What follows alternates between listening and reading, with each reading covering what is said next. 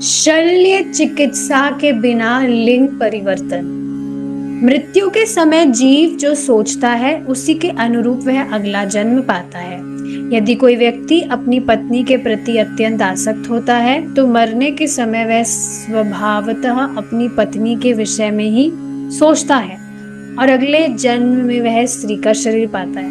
Yes, ऐसा मैंने भी सुना था और ये मजाक की बात नहीं है। अभी जैसे आप स्त्री के शरीर में हैं तो पिछले जीवन में आप जरूर अपनी प्रेमिका के विषय में सोच रहे होंगे और उसके अनुरूप फिर आपको स्त्री का शरीर प्राप्त हुआ है। और जो प्रभु जी के शरीर में है, पुरुष के शरीर में, वो अपने जीवन में कोई प्रेमिका अपने प्रेमी के विषय में सोच रही थी। ये एक एग्जाम्पल बताया गया है, इसके काफी वेरिएशंस हो सकते हैं। उसी प्रकार यदि कोई स्त्री मृत्यु के समय अपने पति के विषय में सोचती है तो वह अगले जीवन में पुरुष का शरीर पाती है। लेकिन जो स्त्री अपने वास्तविक पति के विषय में सोचती है, स्त्री या पुरुष, वास्तविक पति कौन है हमारे?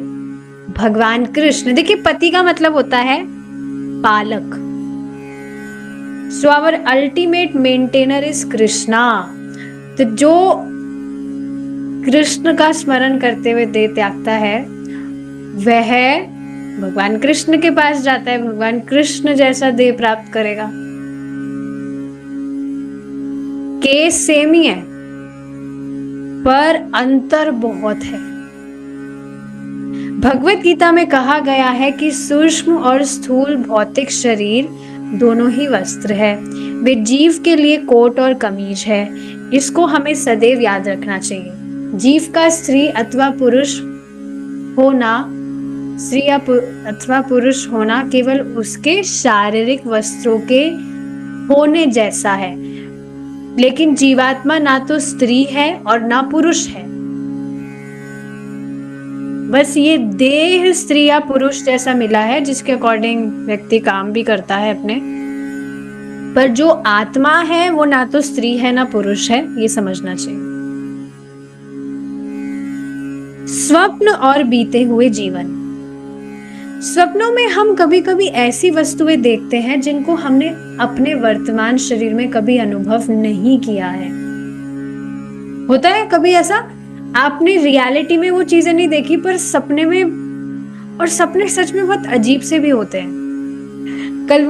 कल तो बहुत ही, पता नहीं उसको अमेजिंग सपना बोलेंगे कि क्या बोलेंगे, मुझे क्या सपना आया, परम पूज्य सच्चिदानंद स्वामी महाराज मेरे घर पर आए हैं और वो प्रसाद के लिए आए हैं और मुझे सपने में इतनी ज्यादा खुशी भी हो रही थी और मैं इमोशनल भी हो रही थी। महाराज मेरे घर पर आए प्रसाद पाने।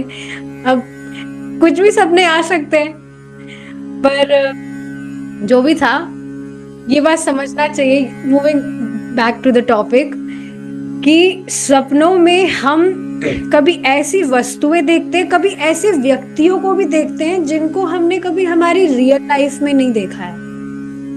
कभी कभी हम स्वप्न में सोचते हैं कि हम आकाश में उड़ रहे हैं, यद्यपि हमें उड़ने का कोई अनुभव नहीं होता है।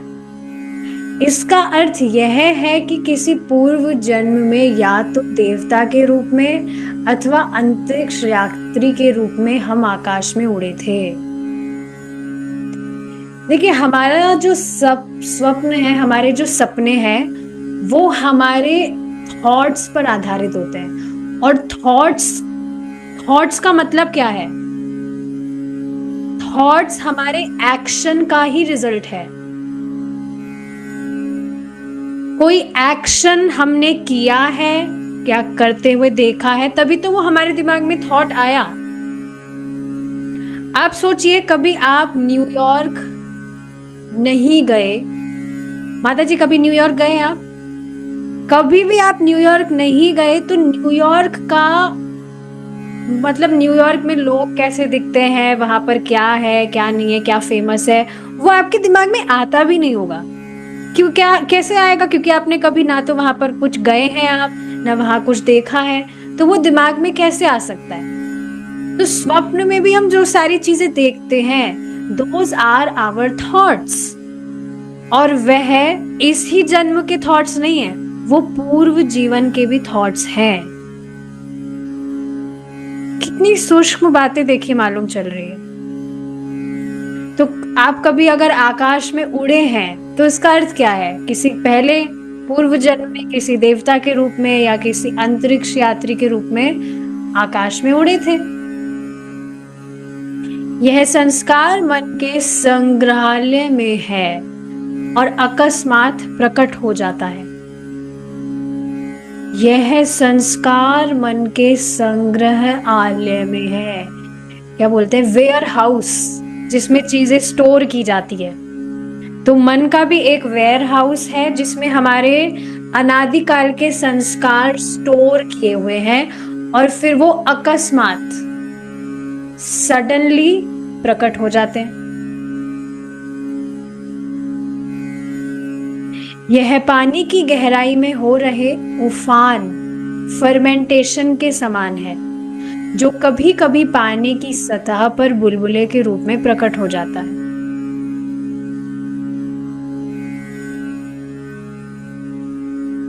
कभी कभी आप देखेंगे पहले की ऐसी बातें भी याद आ जाती है जिसको सोचकर अपने आप पर बहुत गुस्सा भी आता है कि कैसी मूर्खता कर रहे थे हम पहले। हमें लग रहा था हम वो सारी चीजें करके भूल गए, पर अकस्मात पता नहीं कैसे वो थॉट्स आ जाते हैं। और देखिए भक्ति कर रहे हैं हम तो क्योंकि हृदय की सफाई हो रही है। ये समझना चाहिए भक्ति करने से डिस्टर्ब नहीं हो रहा है व्यक्ति, उसके हृदय का कचरा साफ हो रहा है, इस वजह से वो गंदगी नजर आ रही है। जैसे पता नहीं आपने कभी ये देखा हो कि नहीं, आप कोई सब्जी उबालते हैं, मैंने काफी बार ये चीज देखी है, जैसे आलू हुआ या लौकी हुई, उसको अच्छे से धोकर वॉश करके चॉप करके उसको बॉईल किया तो उसके ऊपर कुछ पता नहीं मैल जैसा, सब्जी का मैल होता है, वो पता नहीं कौन सा मैल होता है, पहले मैंने ये चीजें नहीं देखी पर अभी होता है काफी बार। ये वो जो मैल है वो ऊपर आ जाता है एक परत की तरह। पता नहीं आप इसको समझ पा रहे कि नहीं, पर इसको देखिए एक और एग्जांपल से समझिए अगर ये समझ नहीं आ रहा हो। जैसे कोई तालाब है और उसमें बहुत मिट्टी है अंदर, ऊपर से वो आपको साफ सुथरा दिख सकता है, लेकिन आप थोड़ा सा उसको शेक करेंगे, हिलाएंगे उसमें पानी डाल के, तो आप देखेंगे उसकी नीचे की गंदगी सारी ऊपर आएगी और आपको दिखेगा कि अरे ये पानी तो कितना मैला है। इसको आप पानी की बोतल में भी एक्सपेरिमेंट कर सकते हैं। बहुत गंदगी, मतलब बहुत टाइम तक आप रख दीजिए पानी भर के बोतल में, नीचे आप देखेंगे बहुत गंदगी है और आप उसको जब हिलाएंगे तब पता चलेगा कि ये पानी तो कितना मैला है। तो उसी तरह से हृदय में अनादिकाल के संस्कार है, बहुत कंटामिनेशन है। अब ये सफाई अभियान शुरू किया है, समझ रहे? When we are chanting हरे कृष्णा, भक्ति कर रहे हैं, तो ये जो भी दूषण है ये साफ हो रहा है, इस वजह से ये दिखता है, नजर आता है। नहीं तो पहले तो हम बिल्कुल कॉन्शियस भी नहीं थे इन सारी चीजों को लेकर। जैसे आज व्यक्ति मुझे बता रहे थे कि अच्छा तो सब बनना चाहते हैं, वो बता रहे थे मैं भगवत गीता पढ़ता हूँ ऐसे वैसे, तो अच्छा तो सब कुछ सब बनना चाहते हैं, सबको अच्छा बनना है, लेकिन थोड़ा कठिन होता है। पर क्या ये बात सच है? क्या सब अच्छा बनना चाहते हैं? अगर अच्छा बनना चाहते तो उस पर काम करते ना। आजकल तो नहीं देखा जाता है, बहुत ही कम लोग हैं जो कुछ अच्छा, कुछ परिवर्तन चाहते हैं अपने जीवन में। तो सब अपने हाल में मस्त है, सोचते हैं हम जैसे चल रहे हैं एकदम बढ़िया है। तो यस, ये समझना चाहिए कि मतलब यह बात क्या समझाई जा रही है, that people are not conscious. कुछ वह किसी के साथ कुछ गलत बर्ताव कर रहे हैं, कुछ भी वो कर रहे हैं, तो दे आर ओके, सचेत भी नहीं है कि हम गलत कर रहे हैं, पड़ी ही नहीं है किसी को। पर जब व्यक्ति इस तरह से भक्ति करता है, so first he become Krishna conscious, first he become conscious and then he become Krishna conscious, या कृष्णा कॉन्शियस हो रहा है तो कॉन्शियसनेस भी आने लगती है। प्रभुपाद जी खुद इसको बताते हैं, first you become conscious then you become Krishna conscious. जब इस तरह से भक्ति करता है तो व्यक्ति सचेत होने लगता है। छोटी छोटी बात के लिए वी बिकम वेरी कॉन्शियस।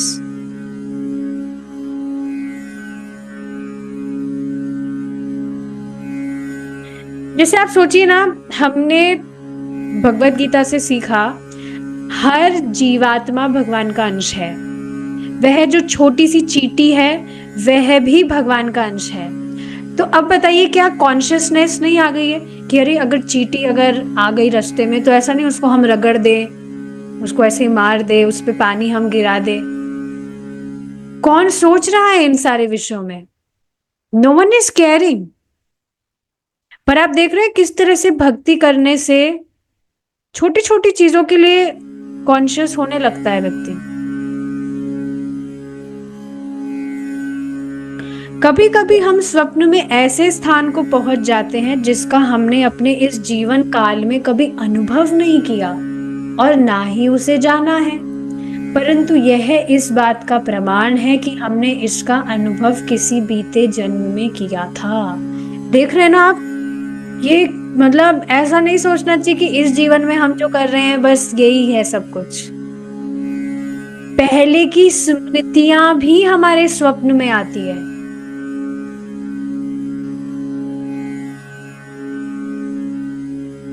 यह संस्कार मन में संचित रहता है और कभी विचार के रूप में अथवा कभी स्वप्न में प्रकट हो जाता है। निष्कर्ष यह है कि मन एक भंडार गृह है, वेयर हाउस, जहाँ पे स्टोरेज है हमारी संस्कारों का, जिसमें हमारे अतीत जीवनों के विभिन्न विचार और अनुभव संचित रहते हैं।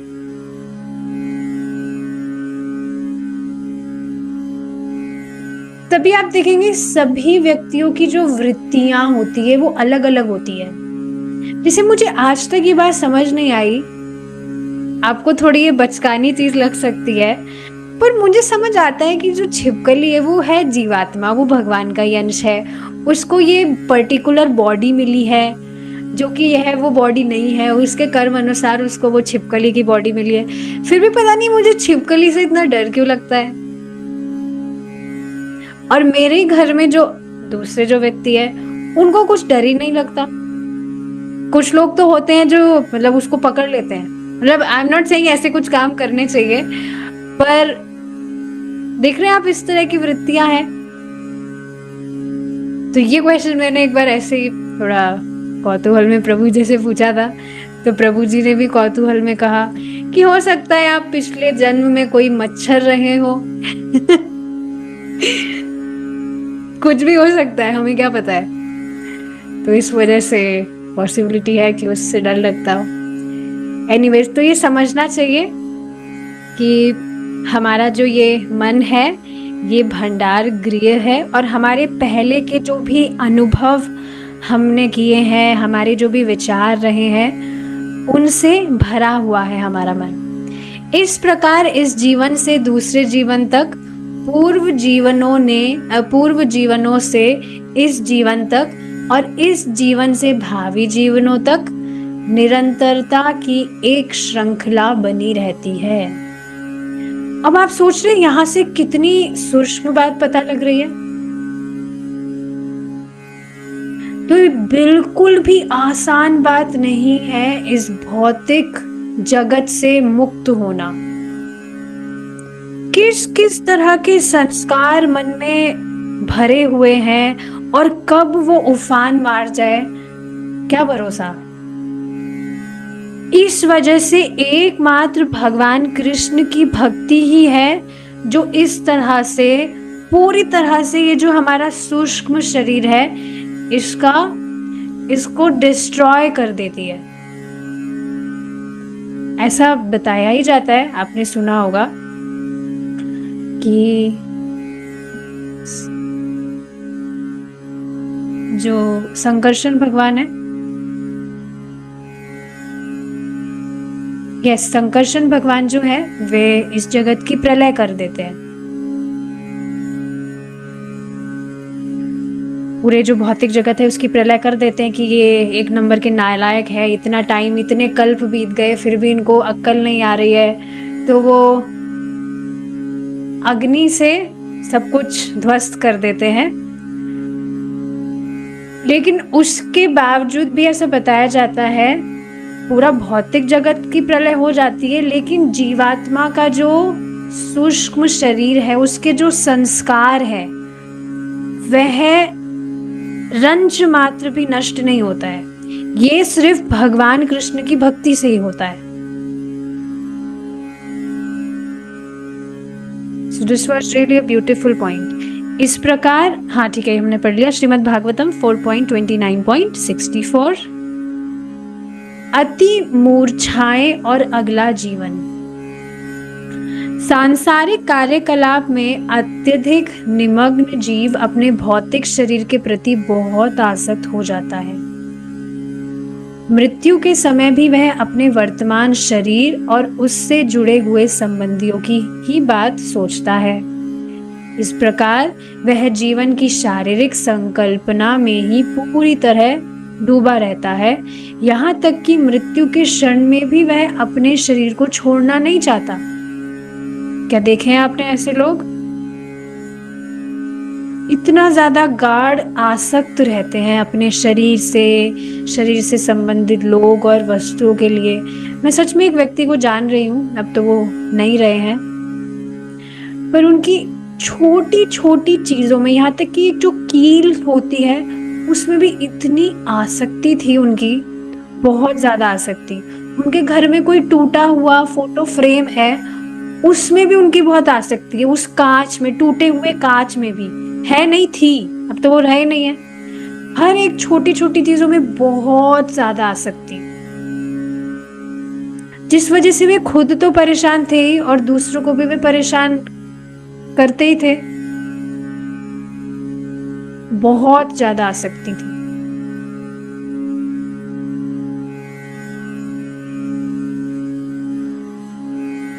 कभी कभी यह देखा गया है कि मृत्यु के कागार पर स्थित मनुष्य शरीर छोड़ने से पहले कई दिनों तक अति मूर्छा, कोमा में पड़ा रहता है। कोई आदमी चाहे प्रधानमंत्री अथवा राष्ट्रपति के शरीर का भोग करता हो, परंतु जब वह समझता है कि उसे कुत्ते अथवा शूकर का देह स्वीकार करने के लिए विवश होना पड़ेगा, तो वह चाहता है कि वर्तमान शरीर को ना छोड़े। इसलिए मरने से पहले वह बहुत दिनों तक अति मूर्छा में पड़ा रहता है। ऐसा देखिए होता है, पूरे जीवन कोई व्यक्ति भक्ति नहीं किया है, अंत समय में जब उसको पता है उसका अब अंत आने वाला है, शरीर वह छोड़ने वाला है, तो आप देखेंगे डर तो लगता है लोगों को कि पूरे जन्म मैंने कुछ भी अच्छा नहीं किया, कुछ अच्छे कर्म नहीं किए, ऐसे पूरा जीवन निकाल दिया, तो डर तो लगता है लोगों को। और इस वजह से वर्तमान शरीर को छोड़े नहीं, जैसा कि होगा नहीं, वो तो छूटेगा ही, पर इस तरह से भय रहता है कि आगे क्या गति होगी।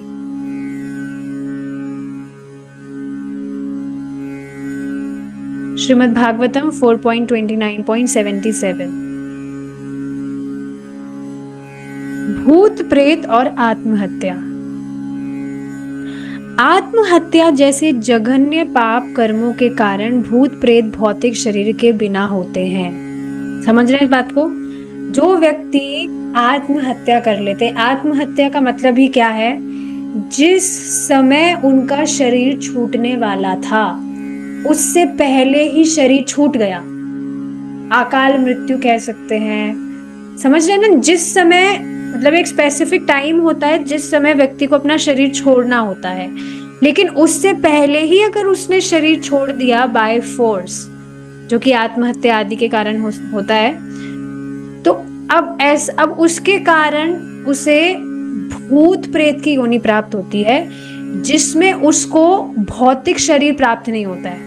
अब इसका अर्थ क्या है कि उसको भौतिक शरीर प्राप्त होने का मतलब क्या है कि उसे भौतिक इंद्रिय प्राप्त नहीं होती है जिससे वह भोग कर सके।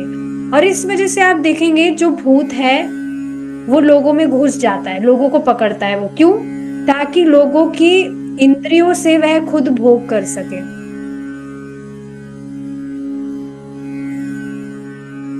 तो आत्महत्या तो कभी करनी ही नहीं चाहिए। ये ऐसा मत समझिएगा कि हाँ हमको तो पता है, क्योंकि मैं क्या करूँ अब भक्तों का। एक कोई माता जी थी, वो इस तरह से कह रही थी कि मैं तो सुसाइड करना चाहती हूँ, मैं ये करना चाहती हूँ, वो करना चाहती हूँ, जबकि मेरी नजरों में she is very pure devotee, बहुत अच्छी भक्त है नो डाउट। पर फिर भी मुझे समझ नहीं आता कि ऐसी मूर्खतापूर्ण बात कैसे कर लेते हैं भक्त। फिर मुझे समझ नहीं आता कि शास्त्र समझे क्या है, क्योंकि ये ऐसी बातें तो जो अभक्त है उनको तो बेचारे, वो तो अज्ञान में डूबे हुए हैं, इस वजह से वो ऐसी बातें करे तो समझ में आता है। पर शास्त्र नियमित रूप से, ऐसा भी नहीं कभी कभी, नियमित रूप से शास्त्र सुनना, जप करना, ये करना, वो करना, उसके बाद में भी ऐसी बातें।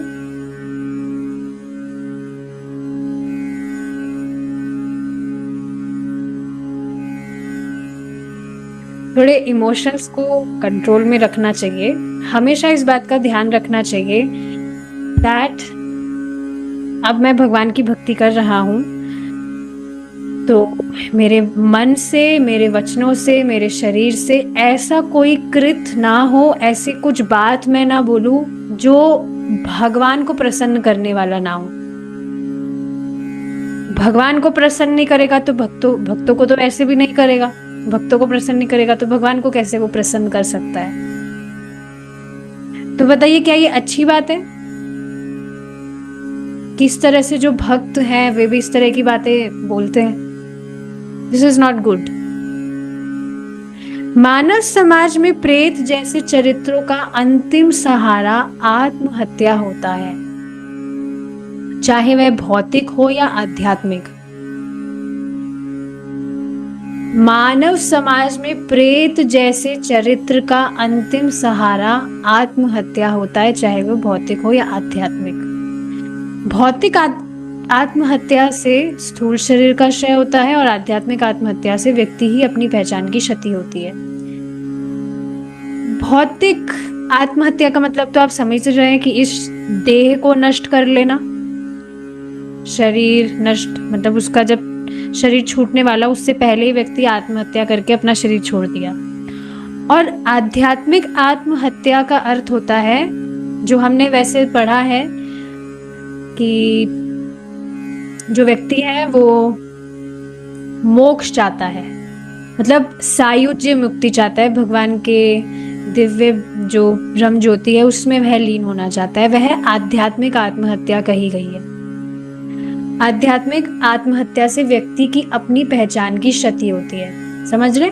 जब व्यक्ति इस तरह भगवान में ही, भगवान की ब्रह्म ज्योति में लीन हो जाएगा तो वहां पर भी ना तो वह कुछ भोग कर सकता है, ना ही वह कुछ सेवा कर सकता है, ना किसी से कुछ बात कर सकता है, कुछ भी नहीं, बस वो ऐसे ही टंगा रहेगा। तो वह है आध्यात्मिक आत्महत्या। तो ये भूत प्रेत वाला टॉपिक समझ में आया होगा कि व्यक्ति अपना शरीर टाइम आने से पहले ही छोड़ देता है तो उसे भूत प्रेत की योनि प्राप्त होती है, और फिर वह इस तरह से भटकता रहता है और दूसरे लोगों को पकड़ता है ताकि उनके इंद्रियों से वह खुद भोग कर सके। और ऐसा होता है। इससे क्या पता चल रहा है? भूत प्रेत होते हैं। पता नहीं आपने देखे हैं कि नहीं, मुझे अभी तक याद है, उसको मैं भूल नहीं सकती। एक मेरी क्लास में, मतलब when I was in school, so there was a girl, वो बिल्कुल मेरी बेंच के आगे वाली सीट पर ही बैठती थी, और उसमें भी पता नहीं अचानक से कुछ एकदम से आ जाता था, तो वो कभी रोने लगती थी, कभी वो चिल्लाने लगती थी, कभी क्लास में से वो भाग जाती थी।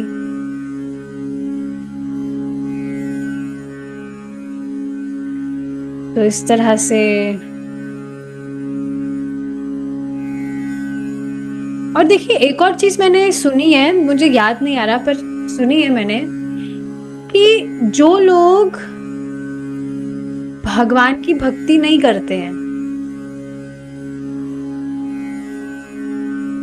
आध्यात्मिकता में जो स्ट्रांग नहीं होते हैं, उन लोगों को भूत ज्यादा पकड़ते हैं। ऐसा होता है। आध्यात्मिकता में जो स्ट्रांग नहीं है, भगवान की भक्ति वगैरह नहीं करते हैं, ऐसे लोगों को भूतों के लिए ऐसे लोग इजीली एक्सेसिबल होते हैं। ठीक है, श्रीमद् भागवतम 3.14.24। शरीरों को बदलना माया का प्रतिबिंब। Very interesting. चंद्रमा स्थिर होता है और वह एक है, किंतु जब वह पानी या तेल में प्रतिबिंबित होता है तो वह वायु की हलचल के कारण विभिन्न रूप ग्रहण करता सा प्रतीत होता है। इस एग्जाम्पल को आप समझ रहे हैं? चंद्रमा स्थिर होता है, हिलता नहीं है कि भाई बहुत तेज हवा आ रही है तो पत्ते की तरह चंद्रमा हिल रहा है, नथिंग लाइक दैट। लेकिन जब हम पानी या तेल में चंद्रमा का प्रतिबिंब देखते हैं, उसका रिफ्लेक्शन देखते हैं, तो पानी में कुछ हलचल होती है तो ऐसा लगता है कि भाई पानी हिल रहा है तो चंद्रमा हिल रहा है, ऐसी प्रतीति होती है, पर ये वास्तविकता नहीं होती। उसी प्रकार जीवात्मा पूर्ण पुरुषोत्तम भगवान श्री कृष्ण का सनातन दास है, परंतु जब वह प्रकृति के भौतिक गुणों में डाल दिया जाता है तो वह विभिन्न शरीर धारण करता है। तो देखिए, ऐसा दिख सकता है कि जो जीवात्मा है वह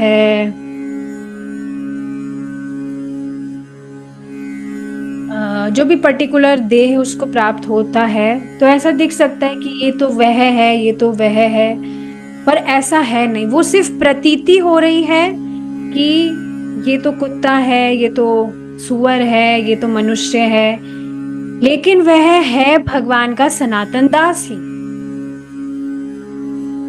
बस उसको विभिन्न शरीर इस तरह से धारण करने होते हैं उसके कर्म अनुसार, क्योंकि वह इस भौतिक शरीर में है, भौतिक जगत में है, तो वह विभिन्न शरीर धारण करता है, कभी देव शरीर, कभी मनुष्य, कुत्ता, वृक्ष इत्यादि इत्यादि। पूर्ण पुरुषोत्तम भगवान की भ्रांति जनक शक्ति माया के प्रभाव से जीव अपने आप को यह व्यक्ति या व्यक्ति अमेरिकी, भारतीय, बिल्ली, कुत्ता, वृक्ष या कुछ भी मान बैठता है। मानते हैं कि नहीं? ऐसा हम बिल्कुल नहीं कह सकते हैं कि अभी हम इन भावनाओं से बिल्कुल मुक्त हो गए हैं। That I am Indian और I am American या जो भी सारी चीजें हैं, आ ही जाता है, व्यवहार में भी बोलने में आ ही जाती है सारी चीजें। तो ये भगवान की भ्रांति जनक जो माया शक्ति है उसके कारण ऐसा होता है। इसी का नाम माया है। माया मतलब कि माँ यानी कि नहीं, या मतलब कि है, तो जो नहीं है वह है माया, इल्यूजन। जब आदमी इस भ्रांति से मुक्त हो जाता है और समझने लगता है कि आत्मा का भौतिक जगत के किसी रूप से संबंध नहीं है, तब उसकी स्थिति आध्यात्मिक धरातल पर हो जाती है। तो देखिए, आध्यात्मिकता का मतलब क्या हो रहा है, यहाँ क्या होता है, समझ आ रहा है यहाँ से? स्पिरिचुअलिटी का सबसे पहला जो स्टेज है वो यही है कि व्यक्ति अपने आप को इस शरीर से पृथक आत्मा के रूप में जाने, समझे, at least theoretically. This is the very first stage, very first step अगर कहा जाए इन स्पिरिचुअल लाइफ।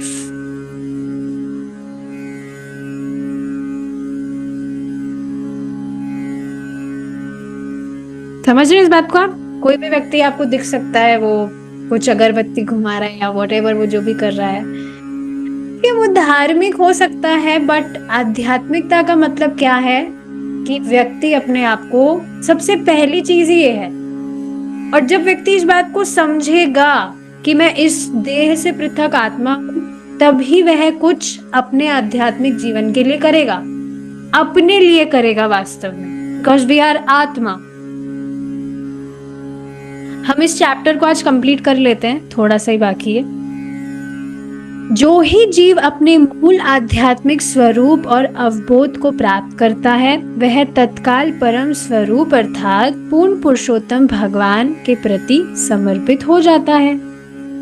समझ रहे हैं? अब कोई व्यक्ति अपनी स्थिति को ही नहीं समझ रहा कि मैं आत्मा हूँ, मैं आत्मा हूँ या मैं क्या हूँ, वो यही नहीं समझ रहा है, तो फिर वो भगवान की उपासना भी नहीं करेगा। क्योंकि देखिए, अपने आप को आत्मा के रूप में स्वीकार करने का अर्थ ही यह है कि मैं परमात्मा का एक अंश हूँ,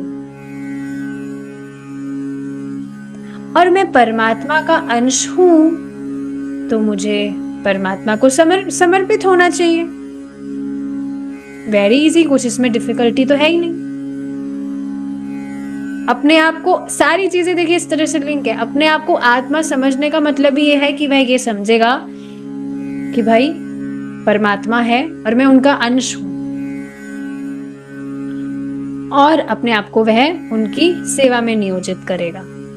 श्रीमद् भागवतम 10.1.45 राजनेता अपने देशों में पुनर्जन्म ग्रहण करते हैं। मृत्यु के समय प्रत्येक जीव चिंता करता है कि उसकी पत्नी और बच्चों का क्या होगा। उसी प्रकार राजनेता चिंता करता है। देखिए, इस चिंता को तो वास्तव में अभी से ही छोड़ देना चाहिए कि भाई क्या होगा। भगवान है करने वाले, भगवान करेंगे जो करना होगा। इस बात को देखिए, आप समझ लीजिए कि हमारे कुछ भी करने या करने से इस जगत में कुछ नहीं हो रहा है। सब कुछ भगवान की वजह से ही हो रहा है। भगवान ही हर एक जीव को पर्टिकुलर तरह से उसे बुद्धि दे रहे हैं और उसको क्षमता दे रहे हैं, शक्ति दे रहे हैं, जिस वजह से वह कार्य कर रहा है। हमारे मतलब ठीक है, हमें भी कुछ प्रयास करना होता है, पर हमारे अकेले के प्रयास से कुछ भी नहीं होता है।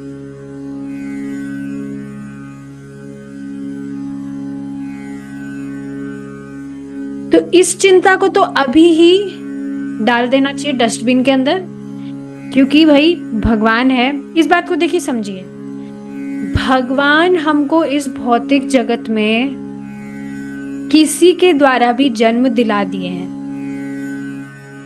दिलाए हैं कि नहीं? किसी के द्वारा मतलब किसी के द्वारा दिलवाए हैं, और वह भगवान की ही व्यवस्था है। तो जिस तरह से भगवान किसी के द्वारा एकदम स्वस्थ अवस्था में जन्म दिलवाए हैं, तो उसी तरह से भगवान पालन पोषण के लिए भी, मतलब भगवान का ही हेडेक है वो। भगवान ही अरेंज करेंगे। जिस तरह से जन्म दिलवाए हैं उसी तरह से पालन भी करवाएंगे। तो ये चिंता करना तो वास्तव में फर्जी की बात है। चिंता वगैरह करनी नहीं चाहिए।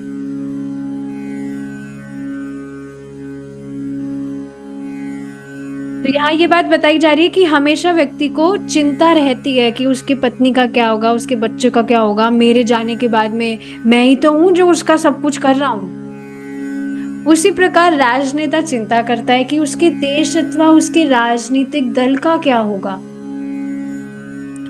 एक राजनेता अथवा राजकथित राष्ट्रवादी जो अपनी जन्मभूमि के प्रति अत्यंत आसक्त होता है, निश्चित रूप से अपना राजनीतिक जीवन समाप्त करने के पश्चात उसी भूमि में पुनर्जन्म लेगा। किस तरह उसको आसक्ति और इस तरह के विचार कर रहा है। और यहाँ तक कि आप देखेंगे, लोग इतना भारत माता, मातृभूमि, हमारी मदर लैंड है, ये है वो है, इन सब चीजों के लिए इतने ज्यादा समर्पित होते हैं कि सच में अपना देह भी त्याग देते हैं।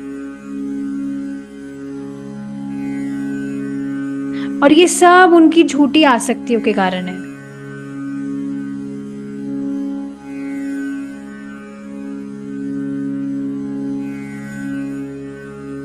इस पर देखिए, एक और बात बताई जाती है, कोई व्यक्ति अगर देह त्याग रहा है तो हमें शोक नहीं करना चाहिए। शोक किस बात पे करना चाहिए? कि वह जीवंत है और जीवंत होने के बावजूद भी भगवान का भजन नहीं कर रहा है।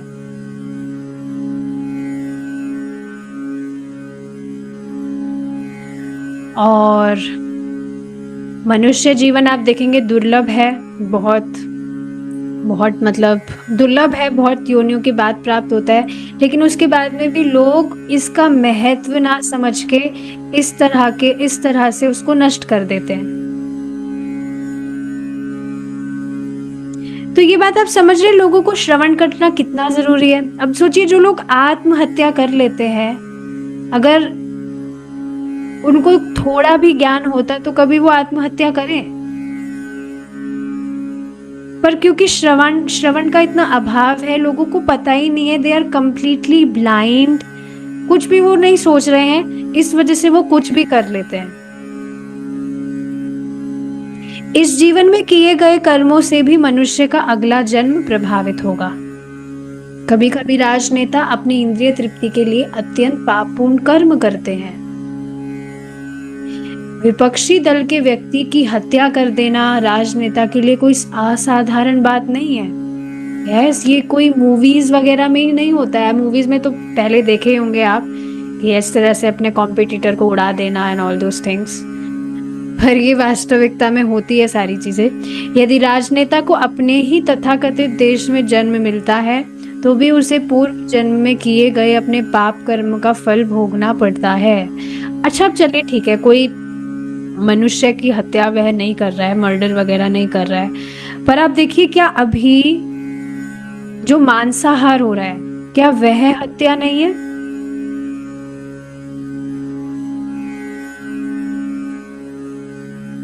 क्या गवर्नमेंट को नहीं पता कि इस तरह से जो गाय है वो माता है, बोलते हैं गाय हमारी माता है, और इस तरह से गायों को खुलेआम काटा जा रहा है, तो क्या गवर्नमेंट इस बात को नहीं समझ रही है कि ये गलत चीज है, पर फिर भी इसके खिलाफ आवाज नहीं उठाने के कारण दे विल हैव टू सफर।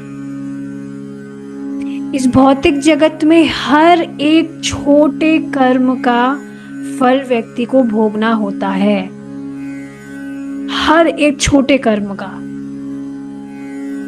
ये बहुत आसान जगह नहीं है, हम बहुत आसान जगह नहीं रह रहे हैं। आसान का मतलब आप समझ रहे हैं कि यहाँ पे कुछ भी करे और कोई भी नहीं है जो हमारी रेस्पॉन्स, मतलब जिसके लिए व्यक्ति रेस्पॉन्सिबल हो, उसका पनिशमेंट देने के लिए कोई नहीं है। हर व्यक्ति अपने हर छोटे कर्म के लिए दायित्व उसको उठाना ही होगा। तो यही बात कही जा रही है, उससे पूर्व जन्म में किए गए अपने पाप कर्मों का फल भोगना पड़ता है and no one can save him. हमने अजामिल की स्टोरी में पढ़ा ही था, जो यमदूत थे वो बता रहे थे, गीता में से बता रहे थे कोट करके, कि जो भी व्यक्ति जो भी कर्म कर रहा है उसके साक्षी चंद्रमा, सूर्य और वायुदेव, ये सब है। व्यक्ति को लग सकता है कोई भी तो नहीं देख रहा है, पर ये सब साक्षी हैं जो निरंतर इस तरह से नजर गड़ाए हुए हैं। एक और देखिए, श्रीमद् भागवतम का श्लोक आता है जिसमें काल के ऊपर बात हो रही थी। आयुर्हंति, यही वाला श्लोक है शायद, आयुर्हर्ति वै पुंसाम वाला जो श्लोक है, जिसमें जो भी व्यक्ति भगवान कृष्ण की भक्ति नहीं कर रहा है तो सूर्य उसकी आयु काट रहा है। तो आप सोचिए, जो काल है वह एक व्यक्ति है और वास्तव में काल एक व्यक्ति है, तो वह निरंतर हर एक व्यक्ति पर अपनी नजर गड़ाया हुआ है।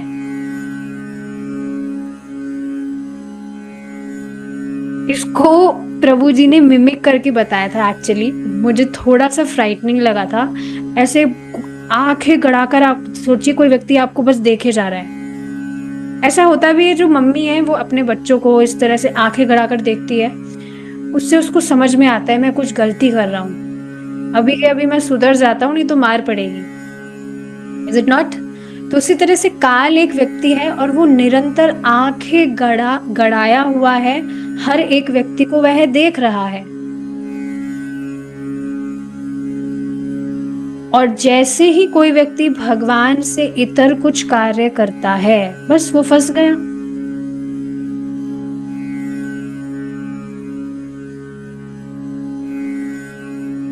तो इस तरह से ये सारी चीजें देखनी चाहिए।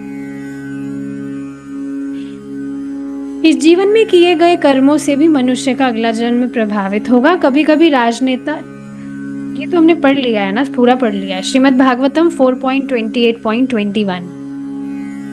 पशु हत्या में क्या दोष है, जो भी हम बात कर रहे थे। अहिंसा का अर्थ है किसी जीव के जीवन की प्रगति में बाधा न पहुंचाना। मनुष्य को यह नहीं सोचना चाहिए क्योंकि आत्मा का स्फुलिंग शरीर के मारे जाने पर भी कभी नहीं मारा जाता, अतः इंद्रिय तृप्ति के लिए पशुओं को मारने में कोई बुराई नहीं। अन्न, फल और दूध की पर्याप्त मात्रा होने के बावजूद भी लोग अब पशुओं को खाने के लिए आदी हो चुके हैं। देखिए, इसको समझिए, पहले जो लाइन बताई गई है पहले इसको समझिए। अहिंसा का अर्थ है किसी जीव के जीवन की प्रगति में बाधा पहुंचाना। जिस तरह से अभी हमने आत्महत्या के विषय में बात की, उसी तरह से आप देखेंगे किसी भी पशु की भी एक पर्टिकुलर उसका लाइफ स्पैन होता है जिसमें वह अपना शरीर त्यागेगा, लेकिन उसके लाइफ स्पैन कंप्लीट होने से पहले ही कोई व्यक्ति उसको इस तरह से मांस भक्षण वगैरह कर रहा है, पशु हत्या वह किया, तो इससे उस जीव के जीवन की प्रगति में बाधा आती है। इस बात को आप समझ रहे हैं? हर जीवात्मा क्रम से प्रगति कर रहा है। जो भी विभिन्न विभिन्न योनियों में जीवात्मा है, तो वह क्रम से इस तरह से पशुओं की प्रगति होती है। आपने एक फोटो देखा होगा जिसमें सारी योनियां हैं, ऐसे एक साइकिल सा बना हुआ है और लास्ट में आकर मनुष्य योनि प्राप्त होती है। तो ये पूरा एक क्रम है। हर एक देह को छोड़ने के बाद में, पर्टिकुलर योनियां प्राप्त होने के बाद में व्यक्ति को मनुष्य देह प्राप्त होता है। लेकिन अब किसी पर्टिकुलर योनि में व्यक्ति ने अपना देह त्याग दिया, मतलब किसी ने उस पशु की हत्या कर दी उसका लाइफ स्पैन कंप्लीट होने से पहले ही, तो अब दोबारा से उसको उसी योनि में जन्म लेना पड़ेगा, उस जीव को जिसकी हत्या हुई है। समझ रहे हैं इस बात को? जैसे किसी व्यक्ति ने मुर्गे को मार दिया, मुर्गे की गर्दन उसने उड़ा दी, तो अब वो जो मुर्गा है, क्योंकि वह उसके लाइफ स्पैन कंप्लीट होने से पहले ही वह मर गया, तो वापस से उस बेचारे को मुर्गे की योनि ही प्राप्त होगी। मुर्गे की योनि में उसको वापस से जन्म लेना होगा एंड वापस से फिर, मतलब उसकी प्रगति में बाधा आ गई कि नहीं, डीले हो गया कि नहीं, ये बात यहाँ पर समझाई जा रही है।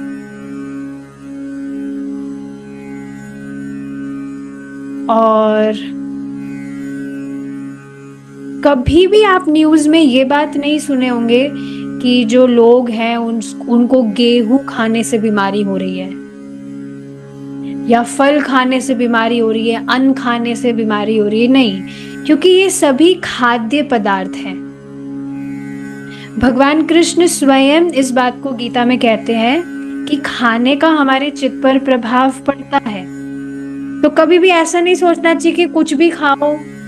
इस पर एक्चुअली एक क्वेश्चन आया था कि जीवात्मा तो ये शरीर नहीं है, तो वह शरीर, खाना तो शरीर की क्रिया है, तो वह कुछ भी खाए उससे क्या फर्क पड़ता है? पर ऐसा नहीं है। अगर ऐसा होता तो फिर भगवान क्यों खाने के विषय में बता रहे? और आध्यात्मिकता का जो अनुशीलन है वह इस भौतिक देह से तो करेगा व्यक्ति। आत्मा के स्तर तक पहुंचने के लिए इस भौतिक देह को ही तो माध्यम के रूप में इस्तेमाल किया जा रहा है कि नहीं? तो जो भी वस्तु, जिस भी तरह का खाद्य पदार्थ व्यक्ति खाता है, उसका उसके चित्त में प्रभाव पड़ता है। जैसे एक व्यक्ति है, मैं उनको प्रसाद भेजती रहती हूँ। इस बार मैंने उनसे पूछा, उन्होंने मना कर दिया, नहीं I don't want to eat. तो मैंने बोला क्यों भाई, क्या हो गया? तो वो कहने लगे कि आप मेरे हाथ का तो कुछ खाते ही नहीं है। ऐसे ही थोड़ी ना होता है कि आप देते रहे और मैं कुछ ना मतलब करूं मेरी तरफ से। तो मैं उनको यही बता रही थी कि मतलब वो he is not a devotee, मतलब वो पहले भक्ति करे थे लेकिन अब वो डिस्ट्रैक्ट हो गए, तो अब वो भक्ति नहीं कर रहे हैं कुछ भी। तो मैंने उनको बताया कि भाई मैं तो सात्विक खाना खाती हूँ भगवान को अर्पित करके, शुद्ध चेतना से जो बनता है, लेकिन आपका मन है तो आप फ्रूट्स दे सकते हैं, फ्रूट्स दे सकते हैं, उसके लिए मनाही नहीं है।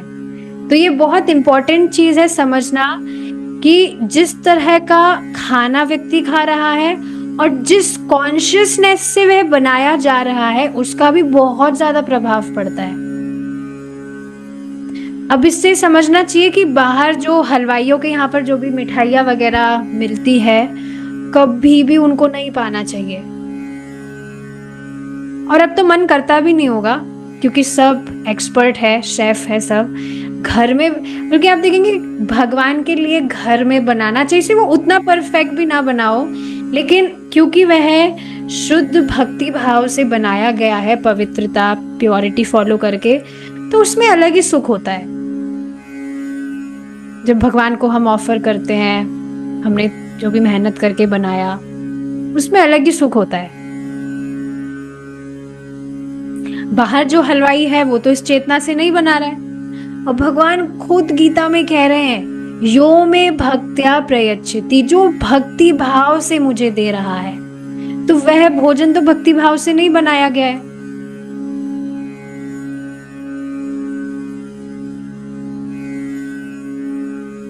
और वो हलवाई तो कुछ प्योरिटी डेफिनेटली फॉलो नहीं करता है। आप सोचिए घर में रहकर लोग कुछ प्योरिटी फॉलो नहीं करते हैं, शास्त्र सुनने के बाद में भी नहीं करते, मतलब जो भक्ति में जिनका इंटरेस्ट नहीं है।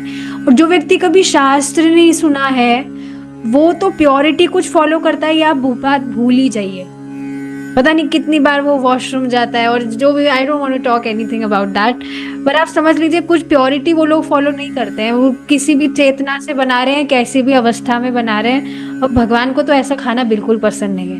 भगवान को साफ सफाई बहुत अच्छी लगती है। तो ठीक है, ये खाने पीने पे तो बहुत सारी बातें हो सकती है, हम आगे देखेंगे। अब तो समझना चाहिए जैसा प्रकार का हम भोजन पाते हैं उसका हमारे चित्त पर बहुत प्रभाव पड़ता है। और सबसे बड़ी बात, भक्तों को तो भगवान को अर्पित भोजन ही पाना चाहिए, and you can't offer nonveg to Krishna. पशु को मारने की कोई आवश्यकता नहीं है। पशु भी एक पशु देह से दूसरे में देहांतरण करके अपने क्रमिक विकास में आगे बढ़ रहे हैं, जो कि अभी हमने समझा। यदि किसी पशु को मारा जाता है तो उसकी प्रगति रुक जाती है। यदि कोई पशु किसी शरीर में कुछ दिनों अथवा वर्षों की निर्धारित अवधि के लिए रह रहा है और यदि उसे समय के पूर्व मार दिया जाता है तो उसे किसी दूसरी योनि में उन्नति करने के लिए अपने शेष दिनों को पूरा करने तक के लिए फिर से उसी योनि में लौटना पड़ता है। अभी हमने ये डिस्कस किया है, अब पढ़ने के बाद एकदम स्पष्ट आपको समझ में आ गया होगा। अतएव केवल अपने स्वाद की तृप्ति के लिए उसकी प्रगति को बाधित नहीं करना चाहिए। श्रीमद् भागवतम 16.1-3। ये किसी कैंटो का है, 16 कैंटो नहीं है भागवतम में, पर ये कोई कैंटो है, वो मिस हो रहा है यहाँ पर, बट किसी कैंटो का है ये। अभी लास्ट में आई विल सी। विकास, योनियों के मार्ग से आत्मा की यात्रा। हम देखते हैं कि योनियां बहुत सारी है। इन योनियों के विभिन्न रूपों का उद्गम क्या है, कहां से शुरू हुई है ये योनियां? कुत्ते का रूप, बिल्ली का रूप, वृक्ष का रूप, रेंगने वाले जीवों का रूप, कीड़ों के रूप, मछलियों के रूप। क्रमिक जैव विकास संभव है, परंतु फिर भी ये सारी विभिन्न योनियां एक साथ विद्यमान रहती हैं। मछली मौजूद है, मानव मौजूद है, शेर मौजूद है, हर जीव मौजूद है। मतलब आप बात समझ रहे हैं, अनादि काल से ही सारी योनियां मौजूद है। ऐसा नहीं है एक कोई स्टार्टिंग, अच्छा कोई सारे ही जीव जो रेंगने वाले जीव है वहां से शुरू हुए और वहां से प्रगति करते करते सब डिस्ट्रीब्यूट हो गए। It's not like that.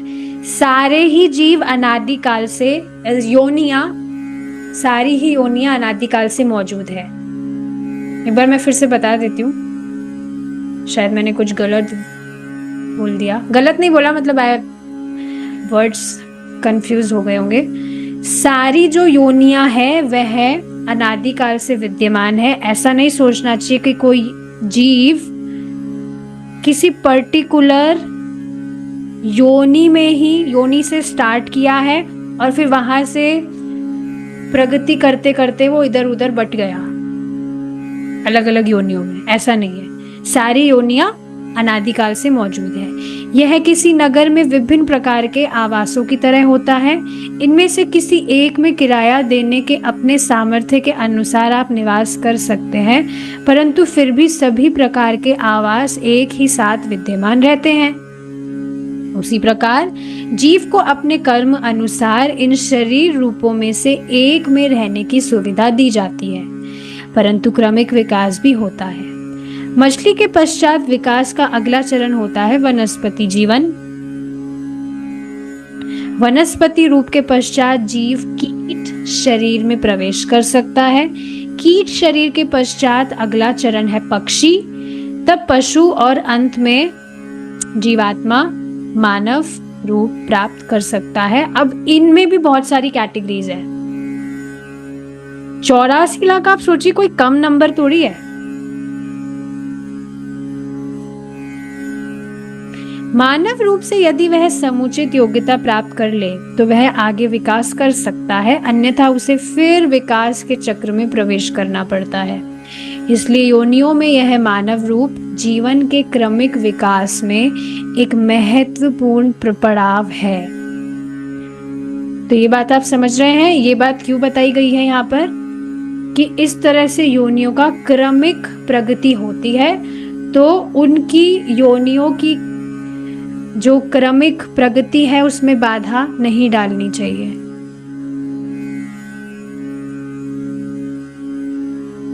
माया का भ्रम, ये एक पेज है। माया का भ्रम फैन जैसा है। फेन समुद्र में फिर से मिल जाता है। ना कोई माँ है, ना पिता, ना संबंधी। समुद्र फेन की तरह वे क्षणभंगुर है, और जैसे समुद्र फेन समुद्र में मिल जाता है, 5 तत्वों से बना यह मूल्यवान शरीर अदृश्य हो जाता है। ये हमने लीलामृत में पढ़ी थी स्टोरी, याद आ रहा है आपको, प्रभुपाद जी के द्वारा। अभय ने ये बंगाली में कविता लिखी थी, वही कविता है ये। कौन बता सकता है कि कितने क्षणभंगुर रूप इसी देहबद्ध आत्मा ने ग्रहण किए हैं। तो ये सब माया का भ्रम है। कोई यहाँ पर अपना नहीं है, अपने सिर्फ भगवान कृष्ण है। जल्द से जल्द व्यक्ति को ये बात समझकर उनकी शरण ग्रहण करनी चाहिए, उनकी सेवा करनी चाहिए और उनके धाम लौट जाना चाहिए। यहाँ की बिना मतलब की आसक्तियों में, झगड़ों में नहीं फंसना चाहिए। देखिए ये बहुत ही इंपॉर्टेंट चीज है जो मैं बोलकर यहाँ रुकूंगी। अगर हम यहाँ के झगड़ों में फंसे रहेंगे, झगड़ा देखिए कुछ भी हो सकता है। अब जैसे आप भक्ति भी कर रहे हैं और भक्ति में भी आपको कोई परेशान करने का ट्राई कर रहा है, वैसे तो कोई परेशान वैसे तो करता नहीं है, पर आप अगर परेशान हो जाते हैं तो बचना चाहिए इन सारी चीजों से। सामने वाला जो जैसा कर रहा है उसको उसके हाल में मस्त रहने दीजिए, अगर वो भक्ति में इंटरेस्टेड नहीं है। जैसे आज ही कुछ यहाँ हुआ था मेरे घर में कुछ हुआ था, तो कुछ हुआ था मतलब they were not following some rules, purity से रिलेटेड कुछ जो होता है।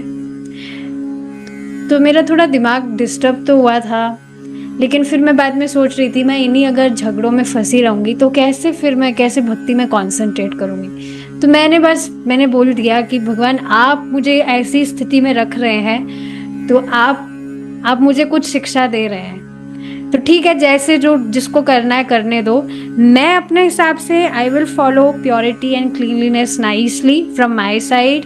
अब और लोग नहीं करना चाह रहे तो उनको अपने हाल पर रहने दो। क्योंकि देखिए, आपके खुद के इस तरह से परेशान होने से, टेंशन लेने से सामने वाले लोग वैसे भी नहीं बदलने वाले। So you just say stay chill. अपना जो नियमित रूप से भजन है वो करिए, आप अपने हिसाब से अच्छे से करिए, सामने वाले जैसा कर रहे हैं उनको उनके हाल पे छोड़ दीजिए। बाद में जब मैंने ये बात समझी तो बस मैं नहीं दे रही उदाहरण, आई एम चिल। तो ये बात समझना चाहिए, अगर हम यहाँ के इन सारी चीजों में ही फंसे रहेंगे, if we will entangle ourselves in these things, तो हम हमारी अच्छी तरह से भक्ति में कॉन्सेंट्रेट नहीं कर पाएंगे। So one should use his intelligence here.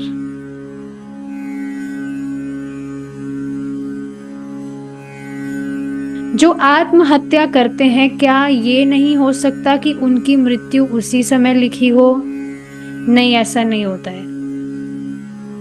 क्योंकि देखिए, आत्महत्या जो व्यक्ति है वह अपनी इच्छा से कर रहा है। मृत्यु जो है वह बिना बुलाए आती है। आपने सुना, ये मृत्यु कभी इनविटेशन नहीं देती, पर आप खुद ही मृत्यु को गले लगा रहे हैं, तो ये तो आत्महत्या ही हुई।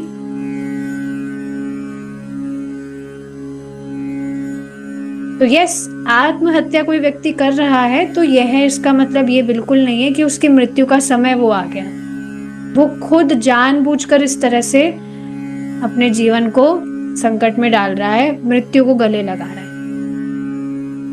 ठीक है, now we will stop here. Okay, इसी से हमारा ये जो चैप्टर है यहाँ पर कंप्लीट होता है। अब हम हमारा नेक्स्ट चैप्टर हमारी नेक्स्ट क्लास में स्टार्ट करेंगे, अगर भगवान ने चाहा तो। We will stop here now. Thank you so much for your association. Hare Krishna. जय श्रीला प्रभुपाद।